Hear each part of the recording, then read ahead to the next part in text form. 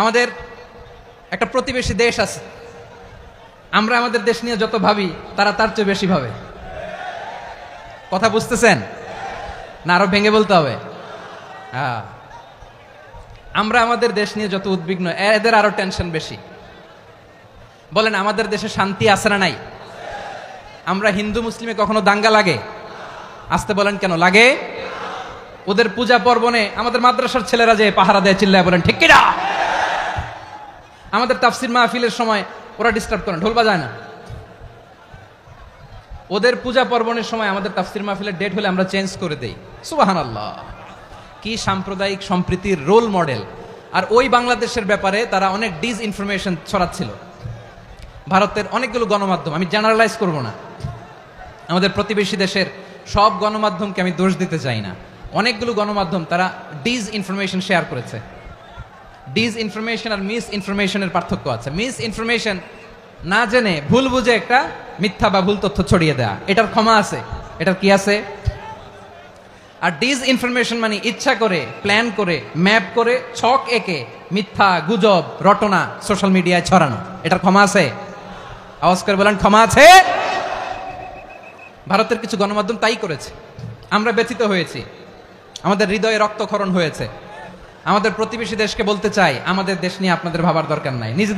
নিজের চরকায় তেল দেন, নিজের দেশ নিয়ে ভাবেন। গত মাসের ভয়েস অফ আমেরিকার রিপোর্ট, বাংলাদেশে সংখ্যালঘু জনগোষ্ঠী আগের চেয়ে বেশি নিরাপত্তা পাচ্ছে। Report voice of America, Muslim report নাকি? মুসলিম জরিপ, ভয়েস অফ আমেরিকা। কথা বুঝে নাই বোধহয়। ভয়েস অফ আমেরিকা কি আমাদের রিপোর্ট? না, ভয়েস অফ আমেরিকার জরিপ, বাংলাদেশের সংখ্যালঘু জনগোষ্ঠী আগের চেয়ে ভালো নিরাপত্তা পাচ্ছে।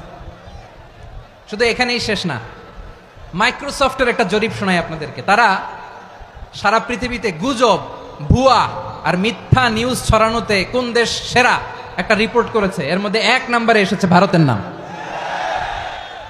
মাইক্রোসফট তো মুসলমানরা চালায় না? কথা বুঝে নাই বোধহয়। প্রতিবেশী দেশকে বলবো, আপনারা নিজের চরকায় তেল দেন, আপনারাও শান্তিতে থাকেন, আমাদেরকেও শান্তিতে থাকতে দেন। সব চেঞ্জ করা যায়, প্রতিবেশী চেঞ্জ করা যায় না। আমাদের ল্যান্ড তাদের ল্যান্ড, পাশাপাশি। আমরা চাই তারাও সুখে থাক, আমরাও সুখে থাকি, ঠিক কিনা? কিন্তু প্রতিবেশী হলে বন্ধুত্বপূর্ণ আচরণ করতে হয়। প্রতিবেশী যদি বন্ধু না হয়ে প্রভু হতে চায়, এরকম দানব প্রতিবেশী কেউ চায় না। ভারত যদি বন্ধুত্ব উপহার দেয়, আমরাও বন্ধুত্ব দিব। কি বলেন?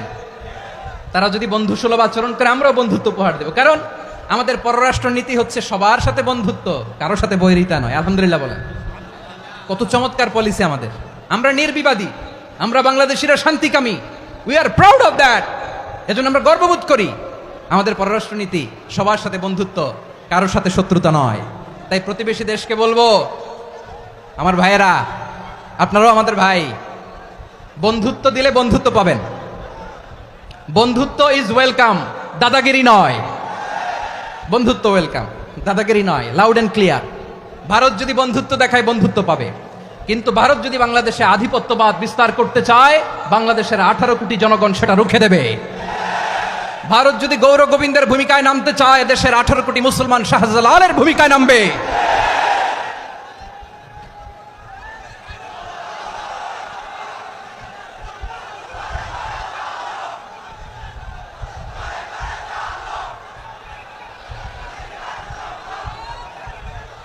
প্রিয় ভাইয়েরা, আমরা বন্ধুত্বে বিশ্বাসী, শত্রুতায় নই, ঠিক কিনা বলেন? আল্লাহ আমাদেরকে বোঝার তৌফিক দান করুক। তাহলে এই যে তারা বলেছে এদেশে সংখ্যালঘুরা কষ্টে আছে, দুঃখে আছে, এটা কি ঠিক? বলেন, এটা কি ঠিক? না, তারা ডিস ইনফরমেশন শেয়ার করেছে, এটা ঠিক নয়।